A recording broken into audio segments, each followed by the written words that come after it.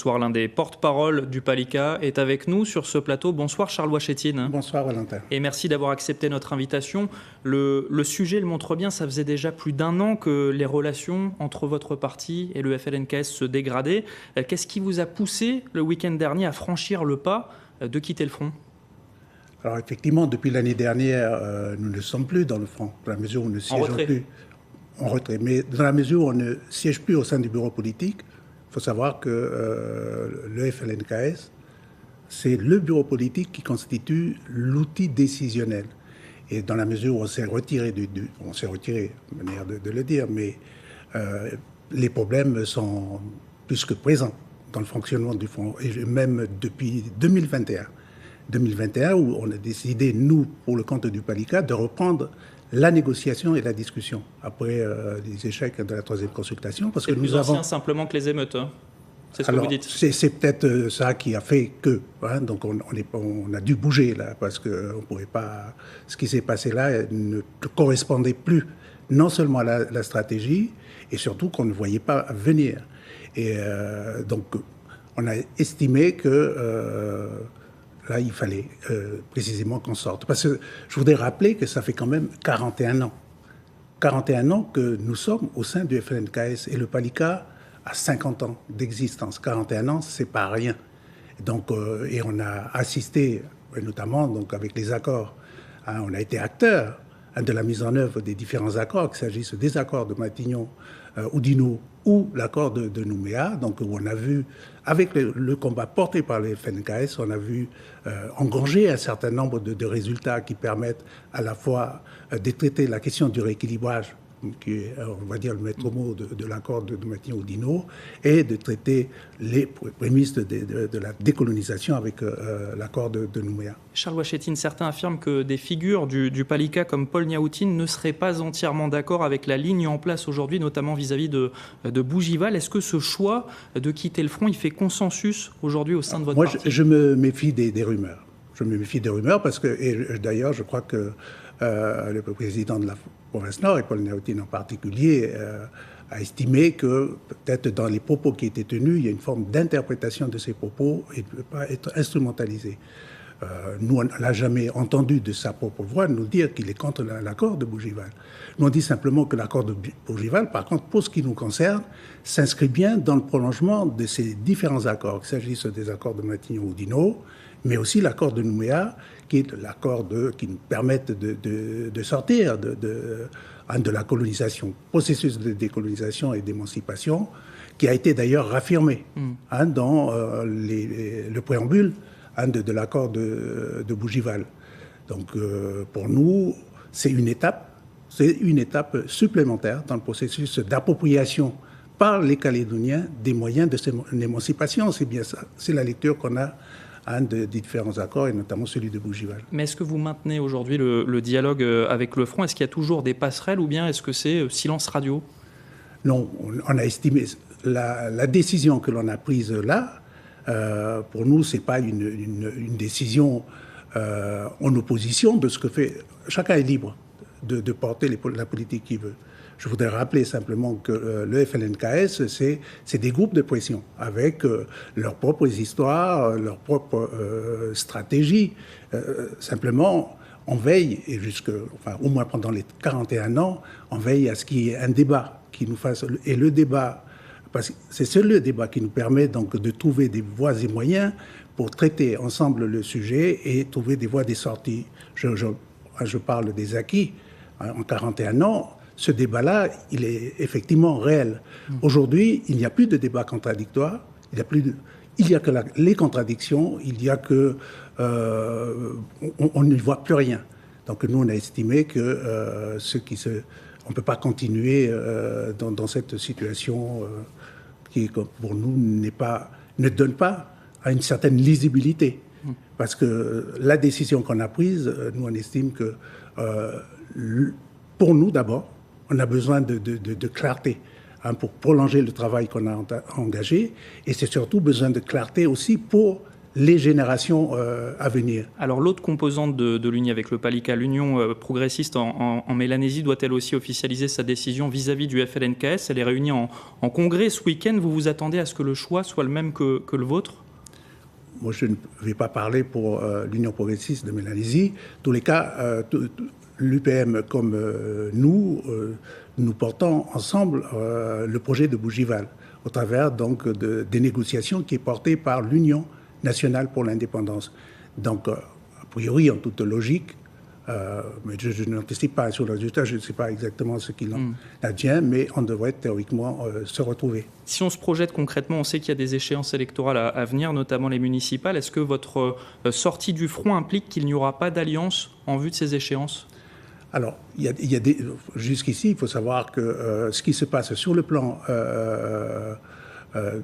institutionnel, on a vu, que ce soit au niveau communal ou provincial, il y a des jeux d'alliance qui peuvent se faire et qui sont fondés sur des programmes partagés. C'est-à-dire que malgré la sortie du front, il pourra toujours y avoir des alliances? Simplement, ce qu'on a convenu à ce congrès, c'est qu'on privilégie la démarche d'Union nationale pour l'indépendance, à la fois pour les municipales, mais aussi pour les provinciales. Avant ces échéances, il y en aura une autre, la consultation populaire concernant Bougival. La ministre des Outre-mer annonce qu'elle se tiendra finalement avant la révision constitutionnelle. Est-ce que c'est une modification pour laquelle votre parti a donné son accord lors des bilatérales cette semaine?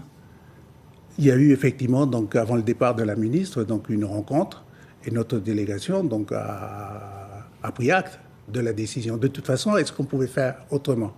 Rappelez-vous, dans le calendrier de Bougival, il devait y avoir la loi constitutionnelle qui devrait modifier le titre 13 de la Constitution avant la consultation. Et là, donc, ça n'a pas pu le faire parce qu'on travaille en lien, notamment avec le Parlement. Et on sait aujourd'hui que le Parlement français est traversé par aussi des formes de turbulences internes.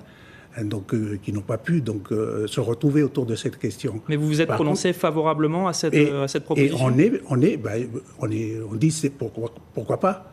Ça permettrait justement à ceux qui aujourd'hui ne soutiennent pas Bougival de venir à la discussion. Donc on aura un temps supplémentaire à la fois pour ceux qui aujourd'hui s'opposent ou ne semblent pas aller dans le sens de Bougival, d'amener des propositions concrètes. Et pour nous, nous avons aussi demandé à ce qu'il y ait des éclairages supplémentaires s'agissant de certaines dispositions de l'accord de Bougival. Mais est-ce qu'il y a vraiment une fenêtre pour apporter des modifications? Jean-Pierre Jailloué a affirmé cette semaine que c'est envisageable, par exemple, sur la question du transfert de compétences qui pourrait être plus accessible. Oui, et puis surtout qu'on nous dise précisément comment on procède, quelles sont les modalités de transfert. Moi, je voudrais simplement rappeler que par rapport à l'accord de Nouméa, c'est la consultation qui permettait le transfert. Donc, dans le cas où les populations locales se seraient déterminées favorablement au transfert, notamment des compétences régaliennes.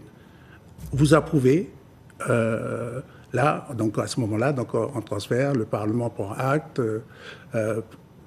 propose une loi qui sortirait la Nouvelle-Calédonie de la Constitution française, et dans le même temps, les autorités locales proclament l'indépendance. Et c'est le processus qui était... élabore une constitution qui serait proposée aux populations. C'était le processus de l'accord de Nouméa.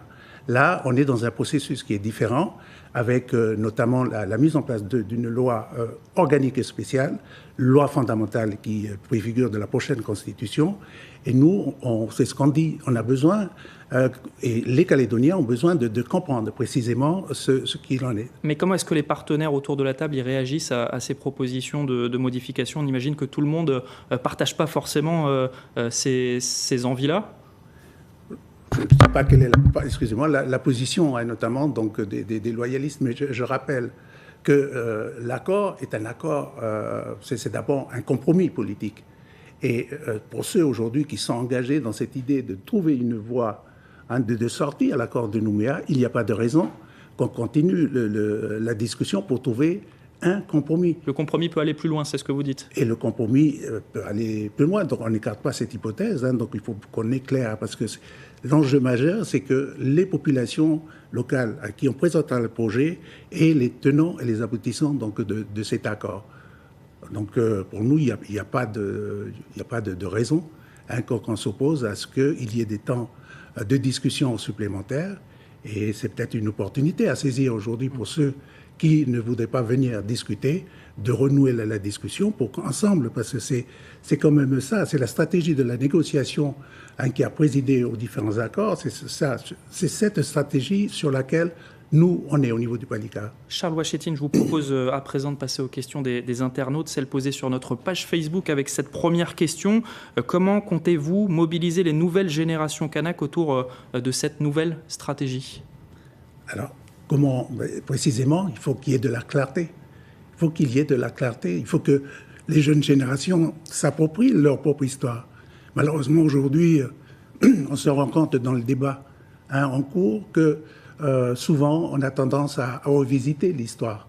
Et ça, c'est pas bon pour ceux qui arrivent. Donc, on les intéresse, posons-les les enjeux qui se posent à la société calédonienne pour voir comment, au terme de ces années, comment un pays peut voir le jour dans cette région du monde. Et c'est l'enjeu. Et tout au moins, c'est le combat qu'on porte, nous. Et on souhaiterait, on est rendu, on voit un pays qui soit totalement émancipé, qui émerge dans cette région du monde. Autre question, comment votre choix de quitter le FLNKS peut-il contribuer à une nouvelle dynamique pour le projet indépendantiste? À moins qu'on ait un discours qui soit clair. Puis je dis, on n'est pas forcément en opposition, c'est ni une alternative, mais par contre, nous on dit un projet, c'est sur des projets. C'est sur des projets qu'on va mobiliser nos jeunes, on va mobiliser la jeunesse. Avec deux visions différentes. Avec les visions, il faudra un moment que les visions, qu'il y ait des convergences.